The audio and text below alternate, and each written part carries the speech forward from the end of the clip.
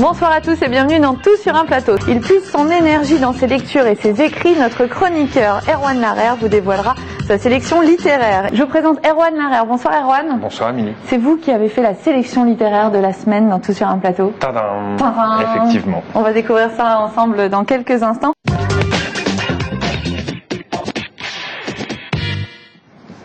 Alors Erwan, on va commencer par faire les présentations quand même. Qui êtes-vous? D'où venez-vous? Vous aviez vu de la lumière? Vous êtes dit...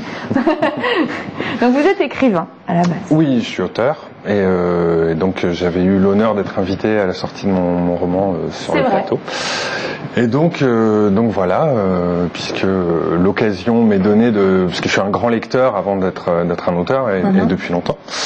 Et donc effectivement de parler des livres que j'ai aimés, des livres, ça va être plutôt des livres que j'ai aimés. Alors justement, votre sélection, alors celle de ce soir et puis celle à venir, elles seront sur quelle Alors c'est pas vraiment des thèmes. Pour moi, un livre, ça doit vous emmener, ça doit vous emporter. Donc on va vous raconter une histoire. Après, il y a bien sûr la manière dont on raconte l'histoire qui est importante. Ça s'appelle le style en général.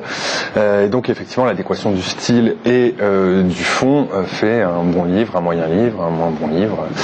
Et donc voilà, c'est présenter des livres qui font qu'après la lecture, on est un peu différent, un peu changé, notre point de vue sur le monde a changé, sur les autres, sur...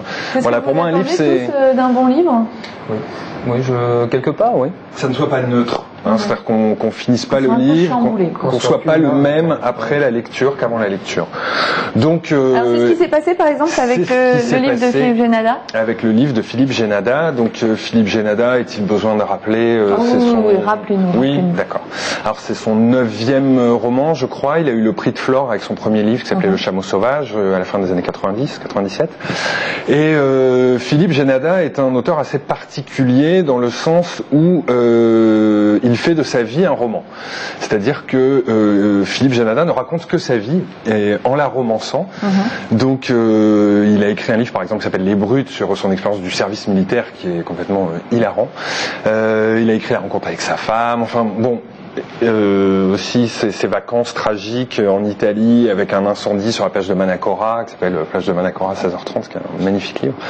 Donc Philippe Génada romance sa vie et c'est ce qu'il fait dans La Femme et l'Ours, un livre qui est sorti il y a au début du mois de septembre, son tout dernier livre. C'est pareil, voilà, il s'engueule avec sa femme. Et il part de chez lui et il sait pas où il va. Grosse engueulade. Grosse engueulade. Apparemment assez récurrente.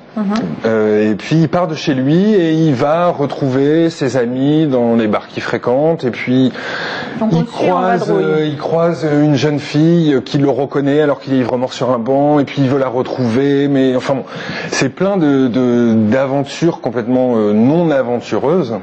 Mais Génada a une écriture d'une truculence, d'une humanité, d'une générosité. On sent que c'est un homme généreux qui aime les autres, qui, bon, même s'il raconte qu'il les aime de moins en moins en vieillissant, parce qu'il se rend compte que, voilà quoi. Mais on connaît bien son style d'ailleurs. Oui. Puis c'est drôle. Il y a son style fait de parenthèses imbriquées aussi, qui est un peu sa marque de fabrique. C'est hilarant. Enfin, il part à Monaco, il croise une fille à Monaco, il se retrouve dans un.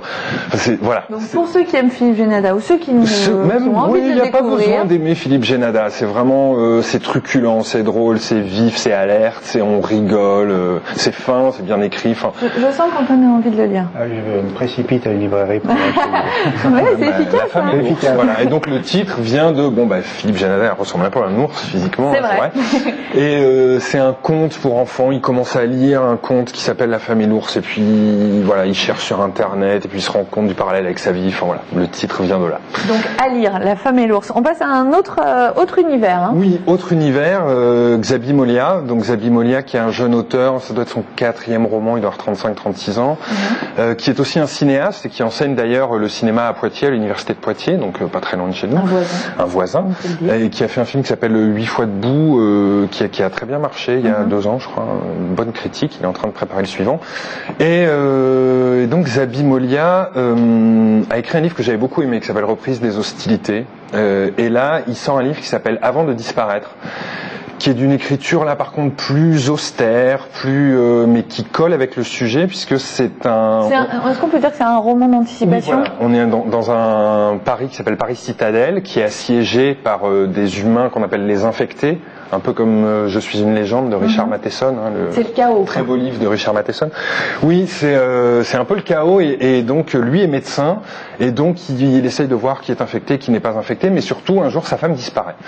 Et il rentre chez lui, sa femme n'est plus là et il part à sa recherche dans ce Paris un peu dévasté avec des révolutionnaires, avec un pouvoir politique fort, avec de l'inquiétude, des collabos, des problèmes de logement, des problèmes, toute la thématique de l'étranger, hein, forcément celui qui n'est pas comme nous, de l'altérité.